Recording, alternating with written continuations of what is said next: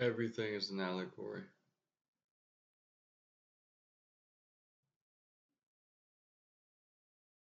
Everything.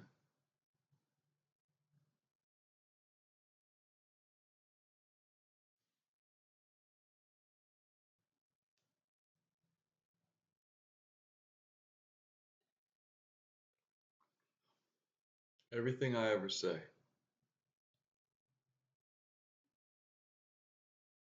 everything I've ever said, everything I ever will say is an allegory.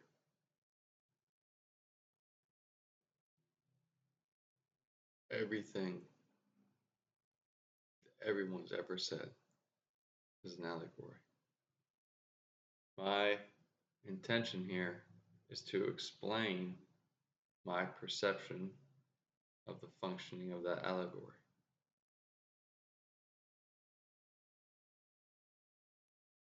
It's a story describing a story describing a story pointing back at you, the real you. Because, in my opinion, this realm is a mind that we have agreed to resonate with, communicate with, enter. And there's no rules here, but there are guidelines. Yeah.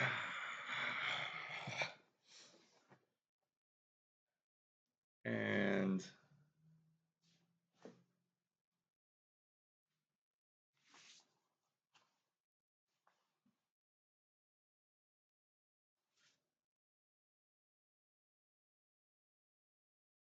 everything is fractal,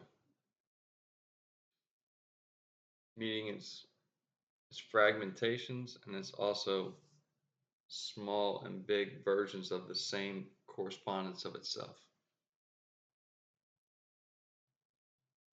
So the celestial story and the turning of the ages and the collective unconscious and the physicalness and the functionalness of the sand, the water, the ether, the winds, the fire, the animals and plants, the rock. That is all a very literal allegory of the body and of the functioning of consciousness and of you. It's just that most of it is very easy to see and it seems like it's all separate. And then the one thing that's the real you is very difficult to see here. You actually have to turn everything off to be able to slowly begin to perceive it. But it's you and it's what you've always been. You can't not be it.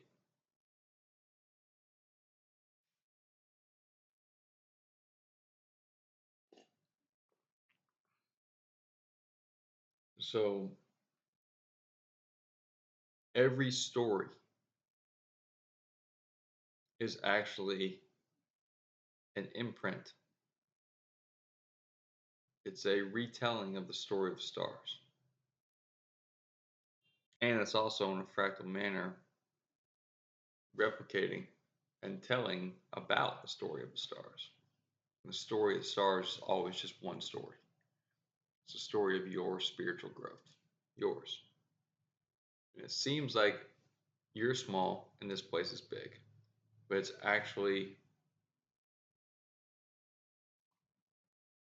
a bit of an illusion. You are greater than anything that there's ever been. The real you, the pillar of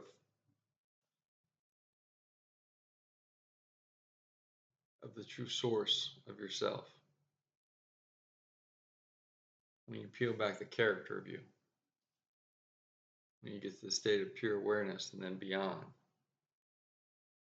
The real you, who you were before you came here, or after, or now, and not attached to this character version.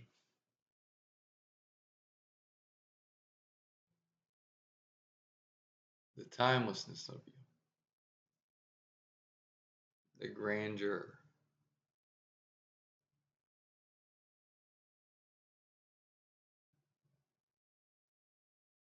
That you is immeasurable compared to size or power or influence or spiritual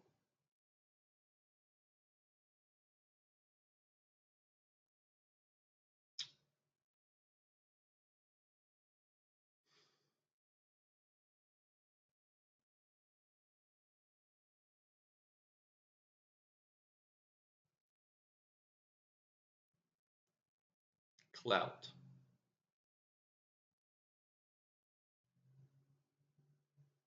The real you is so powerful that it cannot come and fully participate in this place, in this realm, in this mind. Therefore, there's a character of you that's required to be able to operate in an embodiment. And this place is a little bit tricky. It's beautiful, wonderful, and perfect, but it's also a little tricky. One of the tricks is it takes away your memory. So this character view is basically operating an avatar under the illusion that it can't remember where it came from, or it thinks it's it. It's not it. Character's not it. There's this, the real you. The real you is connected to what I describe as singular one love, what most call God. Beyond the astral planes, beyond any words or any descriptions. To creation, beyond creation, the beyond. This place is tiny. You're humongous. So the way I'm attempting to describe that itself is an allegory. But if you're with it that far, that you are this pillar of love, of creation, of light, of I don't mean love and light like a hippie thing. I mean literally the my description of love is the essence of creation. And light is a derivative of the sound, the cymatic, the frequency of that creation. And I describe that as love. So you're literally a pillar of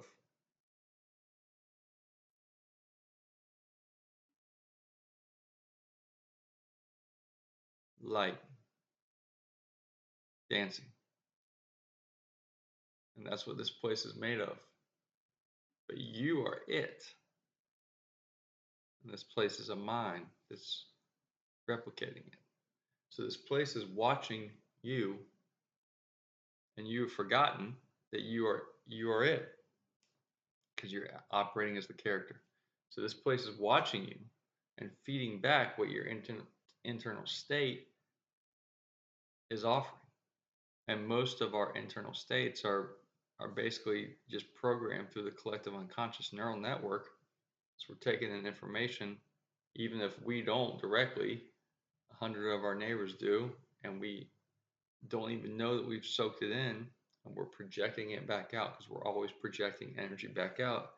That's how this place, in my opinion, functions, is it's receiving the projected energy from us. That's what the body does, and then it's feeding it back to us.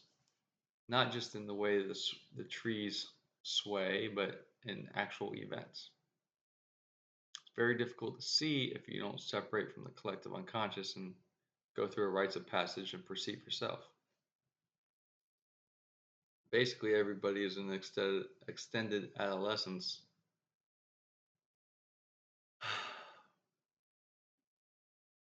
And at this point, it's very difficult for most to comprehend the things I'm saying. Could be my manner of communication, but I'd say most of it is fairly straightforward.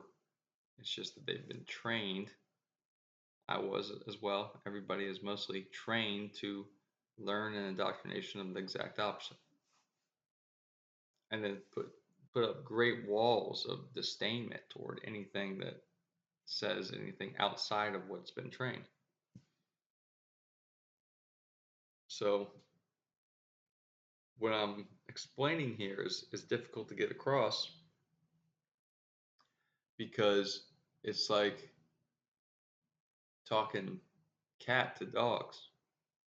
It's like um, trying to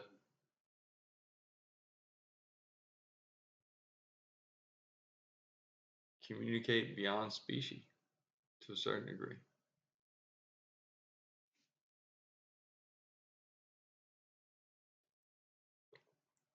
What it's really doing is explaining in a manner that everyone can hear what is occurring in different frequencies. So it's not all frequencies can even see each other. Everything in this place, everything, if you separate from it, is allegory. All communication, all interaction, it's all a story.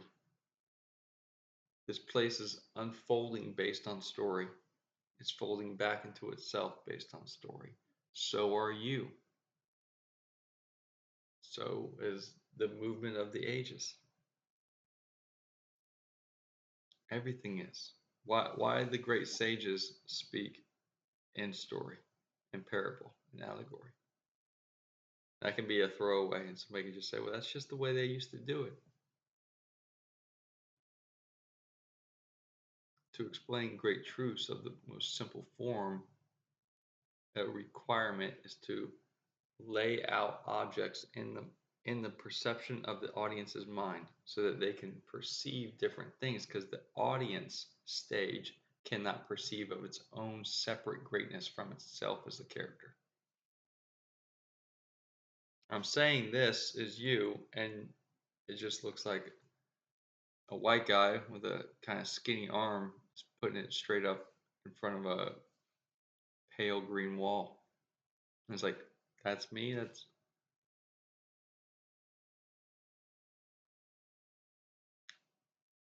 go into a state of truth within you. Begin allowing everything to not have importance to you. Let it slip. Get better at letting it slip.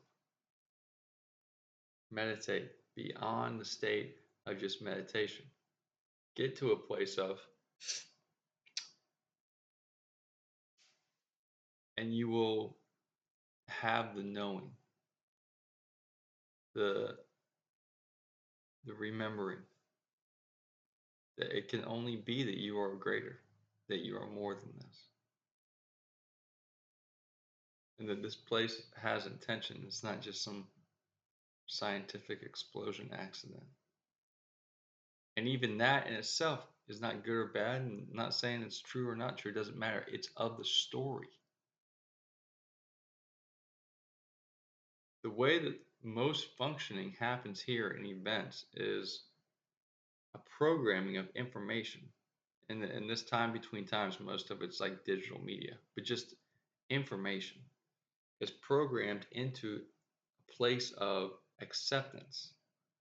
And this is all copywriting, advertising, publication, literature, TV shows, radio, everything.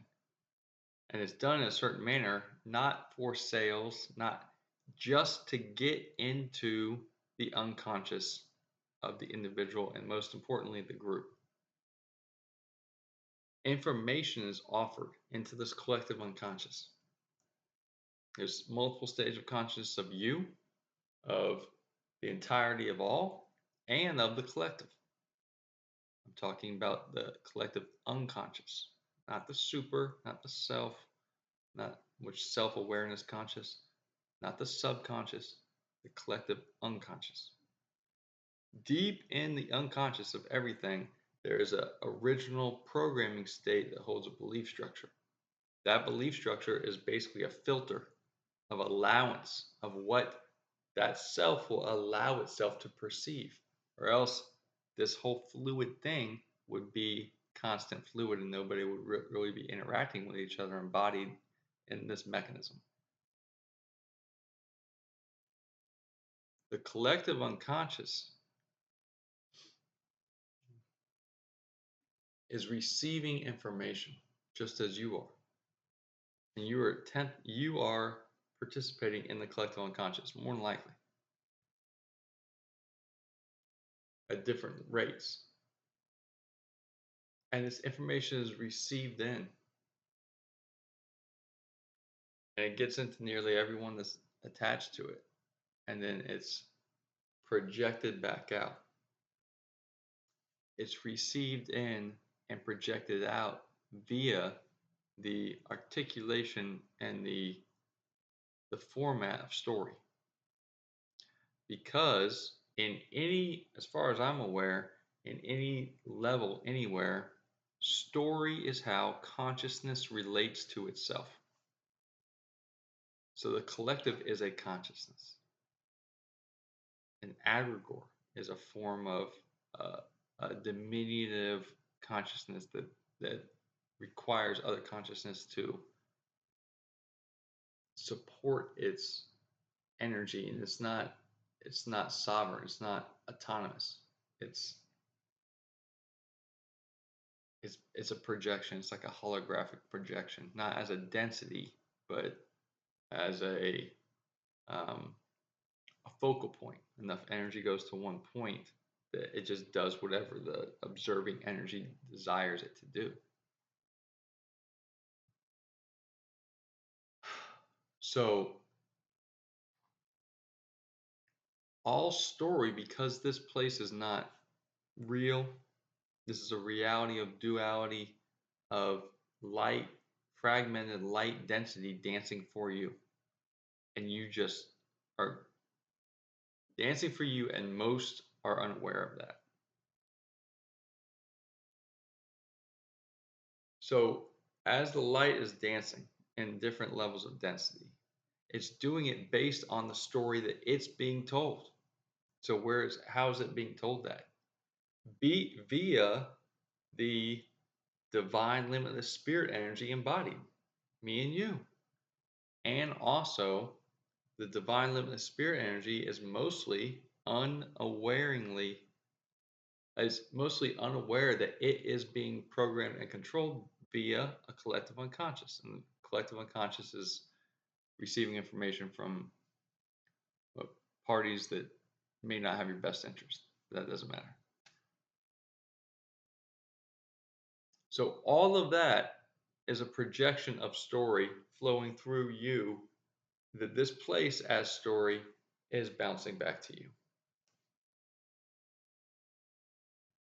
Everything is concentric circles of story.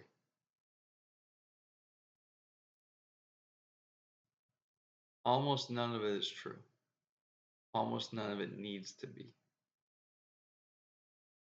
What you're here to do is learn about you.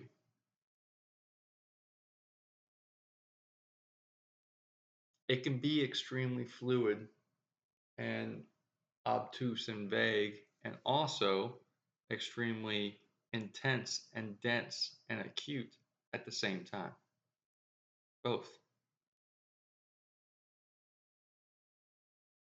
You can be the character, you can participate in this magical realm, and you can also be the divine limitless spirit energy of the core pillar of who and what you really are, all at the same time. Actually, you can't not be.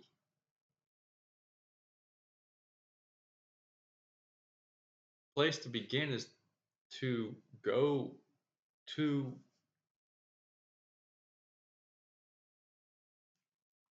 a level of forgiveness that will allow you to separate from your requirement to tell yourself a story that you must hold on to something. You see, if you watch yourself internally, you realize that almost everything you do is either a comma or an ellipsis to a but. There's a reason, and that reason is based on information you received in that is of the storyline, of the programming of the social orders, of the programming of the masses, of the programming of your tribe or your family, or what you picked up from what's considered to be trauma. Doesn't matter. None of this shit is good and bad.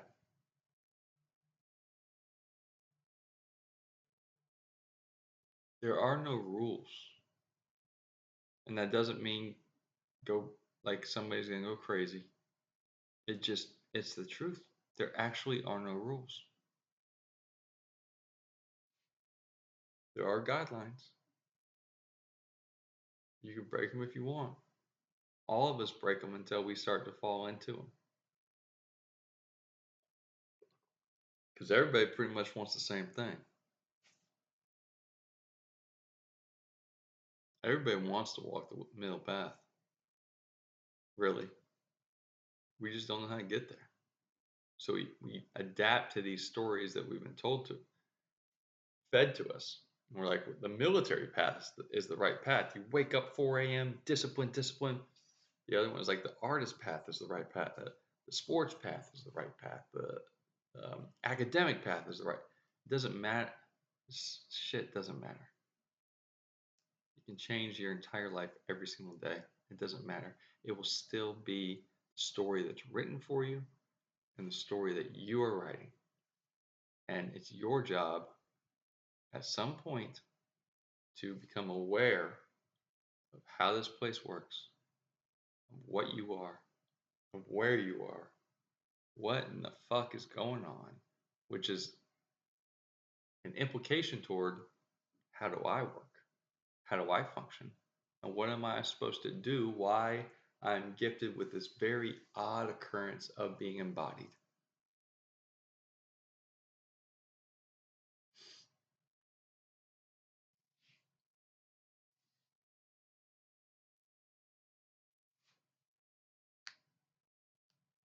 You see, we have themes that are already written. It's a story. Story is the fabric itself.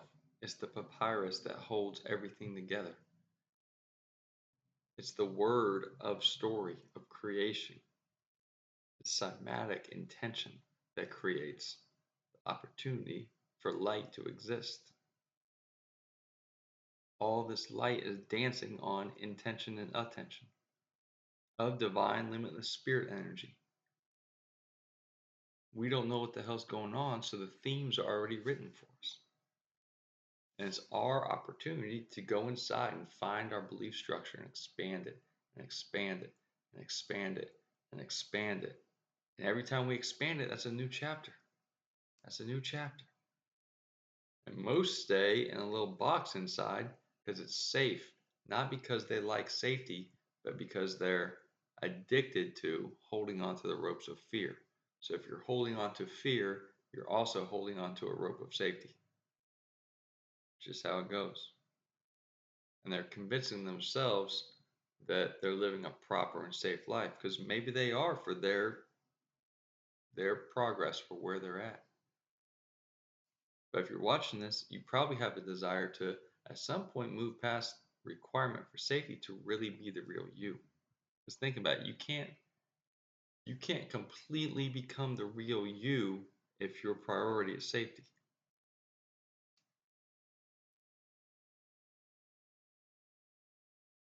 You're gonna leave your body, as far as I can tell.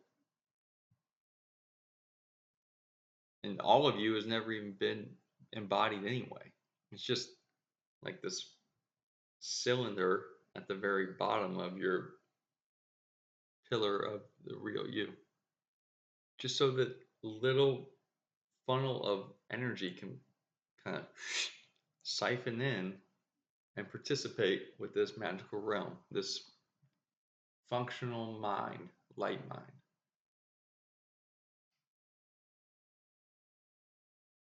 So this body is going to go back to this place.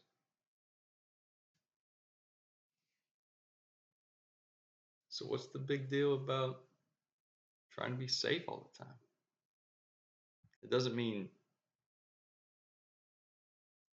be reckless towards others, but what's the big deal? Honestly.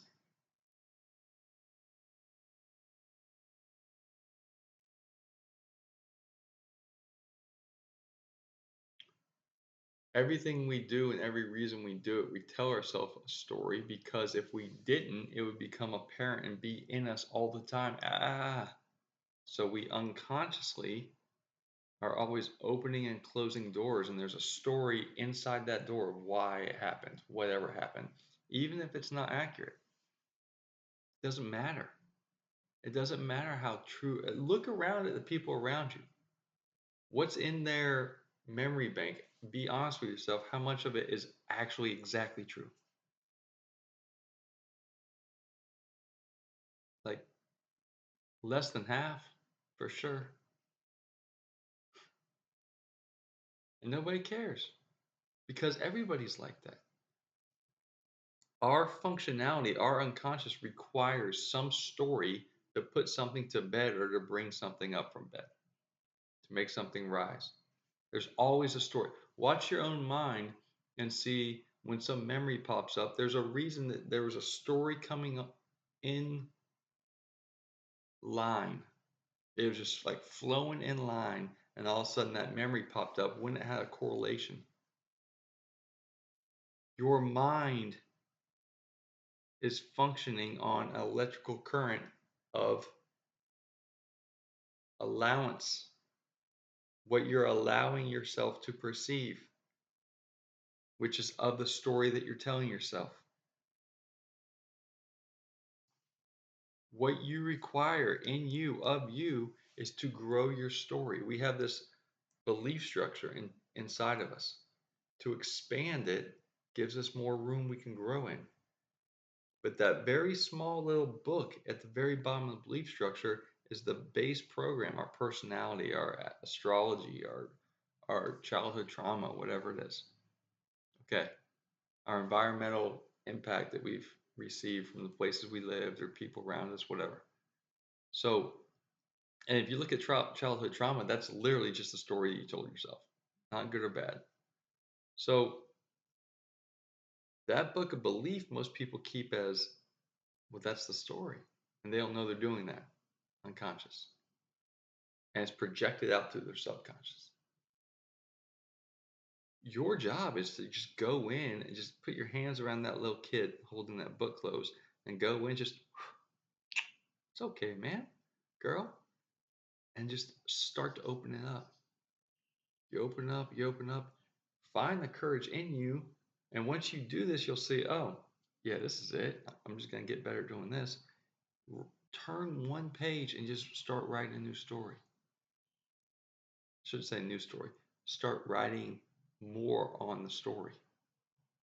And as you write that story inside of you, slowly, because if you first do this, I know this sounds silly, but when you first do this, you won't have the power to believe in your own power to expect this happening right now. You'll be like kind of like guessing, like a kid pulling a card out of a hat, just like, is it the right card? But you go inside yourself and you just start to write extra on a new page in the same book, whatever it is. And then you slowly will begin to believe that. You slowly will allow yourself to go back and write more. You slowly will begin to believe this place is functioning with you. You slowly will begin to receive some type of synchronistic feedback from this place. Like, and I know you're questioning this. We know that you are divinely with spirit energy because that's all it can be, but you're putting out energy that you're kind of questioning it. So we're giving you some synchronicities back very slowly. Yeah, here's a soft one because here's a questioning synchronicity back to you. And then you make it a little bit more firm, and then you get a more firm one back. And then all of a sudden, you're writing inside of you truths of who you are and where you're going. To do this properly, I suggest you align with your heart and ask your heart not your mind, your heart, which is the prism of your soul. What am I here to do? And it will become apparent to you, and just focus singularly on one thing and go toward that one thing, and something else will show up. And keep it simple and keep it as one thing. Write in your book of belief more to your story, and that original part of the entirety of the book that was like your program would literally become a sliver that is the prologue, and your book will be,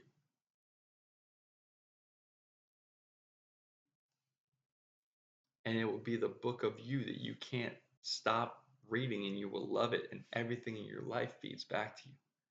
But most everybody, most all the time, not a critique, just an observation, is living the life of their original program and subservience to the collective unconscious. That's it. Original program, chapter 1, collective unconscious, chapter 2. It could be a 2,000 chapter book, but it's chapter 1, chapter 2. Because those are dense ass chapters. Those are super, super intense. And it seems like you kind of have no power in either one of them. This is how you came in. This is what happened to you. This is what's programming you. You don't see any of it. You don't understand any of it. You're just trying to be as cool as you can and make a little money and get through it. The whole time forgetting that you are divine limitless spirit energy greater than all this. So you feel small and this place is big. It's a story. It's all allegory. But the sages can't tell you the things that I'm telling you now because, well, maybe they have more awareness, but also because they speak with brevity, and I'm speaking with meandering flow. So, in a heightened manner, they speak to many via a story that will last. And so that individual that hears it can tell themselves the story and begin to grow their own awareness slowly, like a seed to a plantlet to a tree. It takes a long time, but it's supposed to, because if you just horse the water, if you just hand somebody, they won't know what to do with it.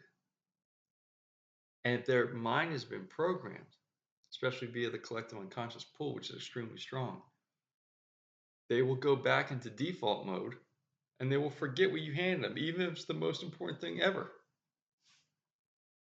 If it's not of the frequency of the collective unconscious, it will be extremely hard for them to hold on to that.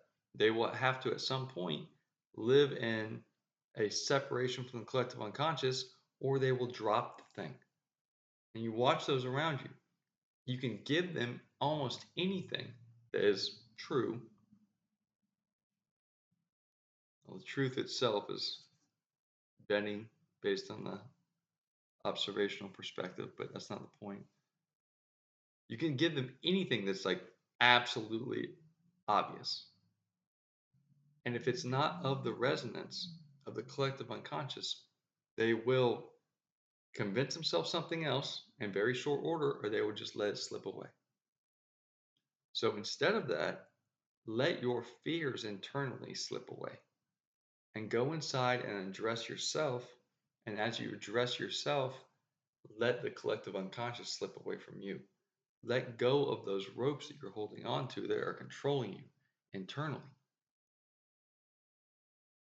via writing a greater story, a story of belief, because you already believe something. But most of our beliefs are programmed as suppressive so that we stay in these little mind boxes. This isn't a revolution. This isn't some type of pointing fingers at somebody that did anybody wrong. It's you and you. It's me and me. Nobody's coming to save you. Look at yourself. Watch. This place is flowing. Place is floating energy that appears as concrete and trees and whatever, birds and shotguns, whatever. It's flowing energy. And it's telling you. Watch the story that you tell yourself inside, and then watch how over a day or weeks that thing starts to kind of flow in and out of your life.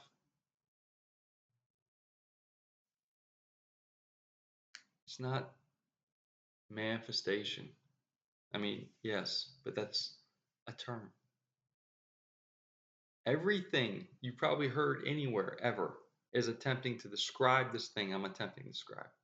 It's all a story that is invisible.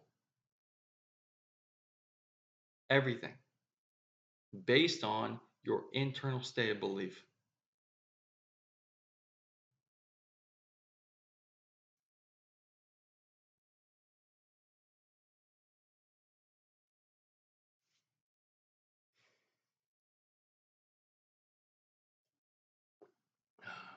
A more tangible perspective, say, like, look at Project Mockingbird, or look at the propaganda of basically every civilization ever, but an easy one to point out would be the British imperialism. Look at, like, Rudyard Kipling, um, writing writing propaganda stories for, I believe it was World War II, but not coming out and saying the propaganda stories and programming the masses. Look at James Bond, which is uh, Ian Fleming, whose grandfather was part of Jardine Fleming, which is a trading house tied to the East India Trading Company in Hong Kong when Hong Kong was held by British imperialist families and MI6 control. Now, who's the bad guy in James Bond? Japanese guy? Everybody accepts that. What if you grew up in Japan? That'd be a little funny, right? But over half the world is programmed with that story. And even me saying that now, it's, you know, Ian Fleming's ancestors, part of East India Trade Company, proliferation tactics. And its story is embedded still.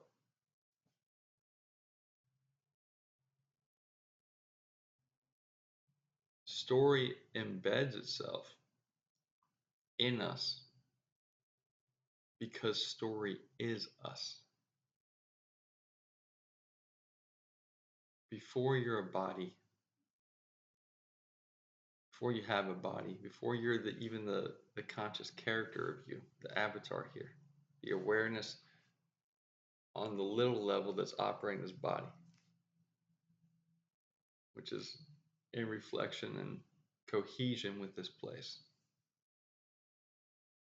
You were and are the is, the it, which is the creation, which is pure creation itself, is functioning on story. The intent and the attention of the intent. What is that? The intent of the author, the attention of the audience. Put them together, you create friction, and then the light is released. Let the doors open. Let the play begin. It's you watching you. Separate from yourself and watch this place. It's you watching you here. Everybody's mixed together, which is fine. I mean, I've been that embodied human many times. Literally living in somebody, I've been the backstory, literally just living in somebody else's life. filling out the scenes, moving around, drinking a beer, smacking an ass, just living life, or just being a little kid and getting along with friends.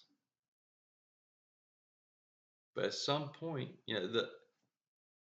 in Dune, there's a recurring whisper: the sleeper must awaken. Well, that is what story? That is a through line in damn near every great story. The sleeper is you. The awakened is you. It is you. Everything is you. It's all an allegory for what's going on with you, with your state of being, your state of awareness, what is possibly potential for you, and what you can do when you come to master yourself. And it might take 8 million lifetimes. And to be honest with you, I don't fucking know. As the character, I don't know about past lives. I think probably, but I'm also not sure that there is such thing as history of the future. It might be the whole thing is just bending constantly. That's not the point. The point is absolutely for sure, without question, I have found the story that you're telling yourself, mostly you probably don't even know. But if you do know, the story you're telling yourself is of your spiritual development, which is at stages, and is being reflected back to you.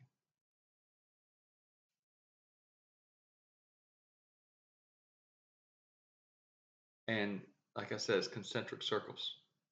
So it's the mind story, it's the heart story, it's the greater you story, it's the collective story, it's the story of the turning of the ages and the story of this place.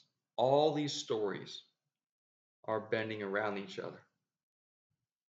And there's the you that's sitting here aware of it, but not really participating in that much because the character, the avatar, is required to participate in this place, and the character and the avatar is mostly unconscious, just dreaming this thing instead of actually taking ownership, seeing I have opportunity here. There is no death, merely opportunities before, and writing your own story on top of the themes that are already written for you. Basically, stop fucking fighting life because it doesn't work.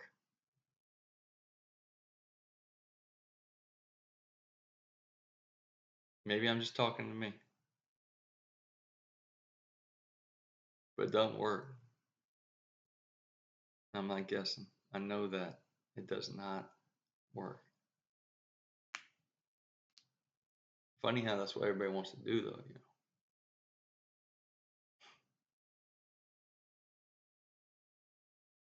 Funny how before basically every war, there's all this, all these stories. Where do those stories go? Like in the newspaper and TV and radio. Where do they go? On the internet now. They go into the collective. Where does that go? Into you. Where? Into the barrier between the character of you and the real you. What's that? Your consciousness. How does your consciousness function? It requires story to relate to itself.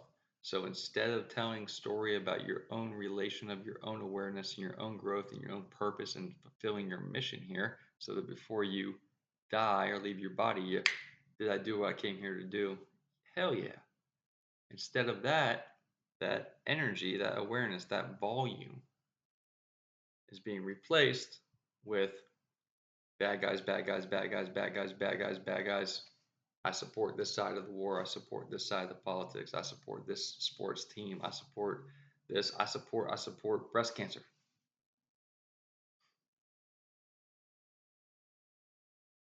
Be real, real, real honest with yourself.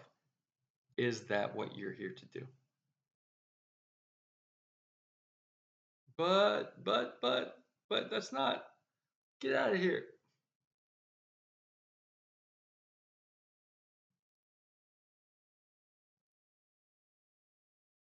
What do you think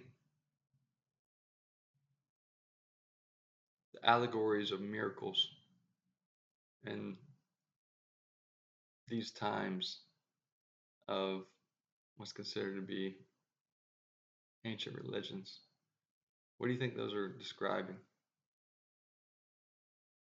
One, they're a story. And that's not putting anything down, it's just its definition of a story. And what are they describing? A sage, a miracle worker, a god coming up to another divine limitless spirit energy that has forgotten who it is and is trapped in a body and feels disempowered or is enduring suffering and pain.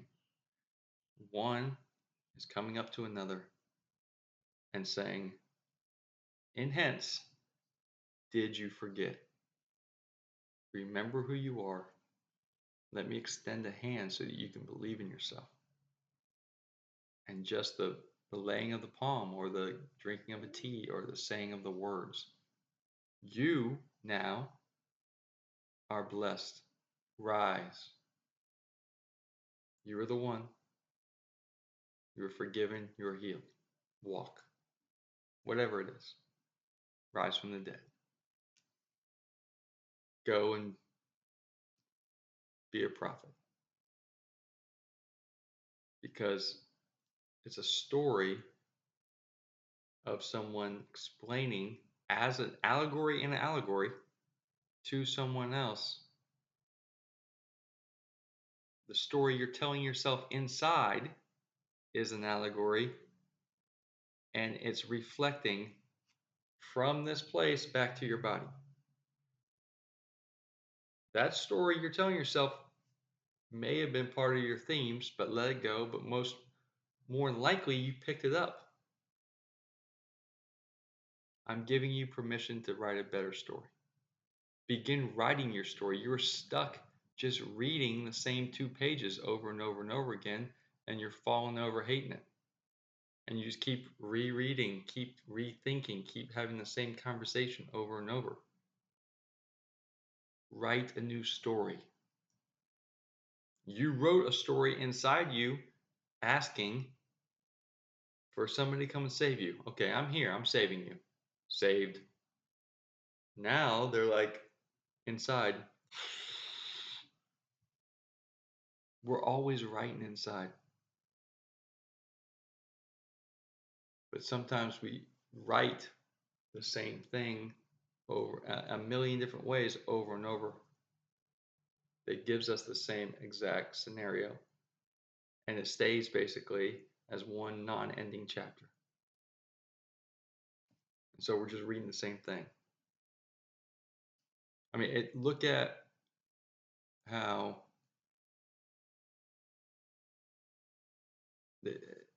it's said that history repeats itself in a political fashion or a just the actual events. You just change a place or change a character's name, and it's very, very similar to through lines. And maybe that's groups that are playing the same tricks on people. Okay, I'm aware of all that.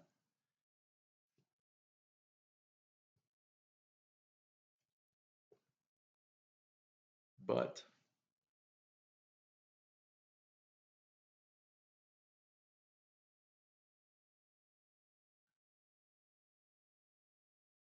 it requires the story itself to be there before the thing happens. And everybody sees it as opposite, or most do. Most see it as the thing happens and that creates a story. If you stay in the collective unconscious and you stay in the place of the audience, that's how you'll see it. Because you'll always be looking at and saying, oh, well, I'm watching the stage though. I'm watching the play. I saw what happened. and you're forgetting the guidelines of this place.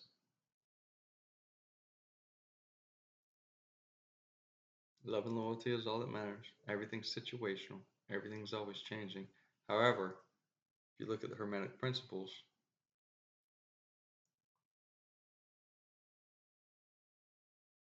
in correspondence,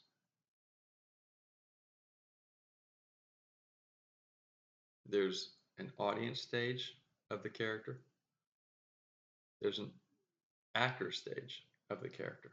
This is in you and it's in everything. There's an author stage of the character, and then there's an aware stage of the character. If you go through that process and get yourself into the aware stage, you can become aware of yourself as this, and you can become aware of yourself as the cylinder around it so it can participate here. So you're going back, you can sit in the awareness of both the avatar and the core energy being who you really are. And you can see the same in everything else. And so from that position, just watching yourself, the interior of yourself, you can see, well, there's nothing for the audience to watch unless there's something actually happening, which is what this dense place is. And there's a lot of lessons to be learned through this density. This density itself is just light figments. It's just fragments of threads of light dancing via the intention that's produced of cymatics, the spark.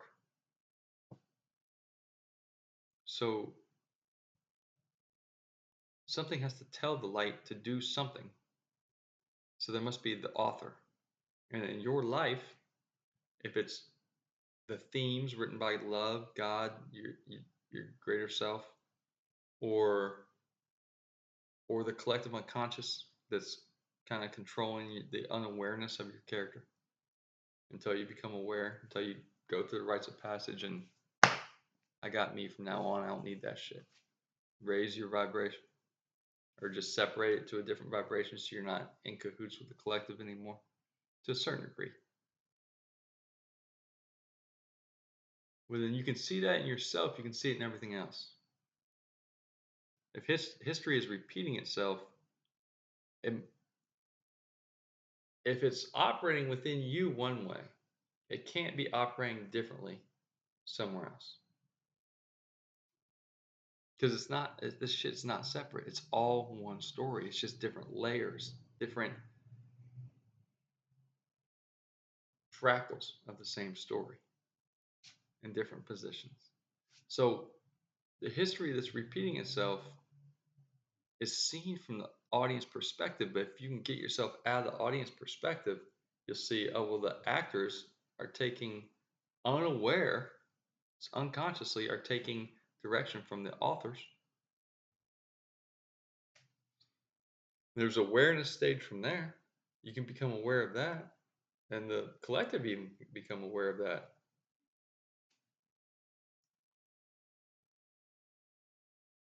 It's all based on this rotation of story constantly. And all of that, including every myth, every character, every line, every syllable I'm saying now, everything that everyone has ever said to you, everything you've ever said to anyone else, everything you've ever said in your own head, every musical lyric, everything is attempting to describe unconsciously the story of this unfolding and this folding back into itself, which is the story of your spiritual growth. Everything is describing the real you, and almost nothing is aware of that.